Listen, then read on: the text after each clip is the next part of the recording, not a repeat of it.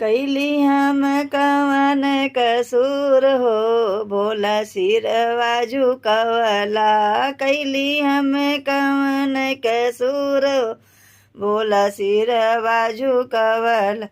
पहिले कसूर कैली जलवा चढ़वली, पहिले कसूर कैली जलवा चढ़ैली। जलवा जे मछली के झूठो, भोला सिरवा झुकवला। मछली के झूठो, भोला सिरवा झुकवला। कैली हम कवन कसूर, भोला सिरवा झुकवला।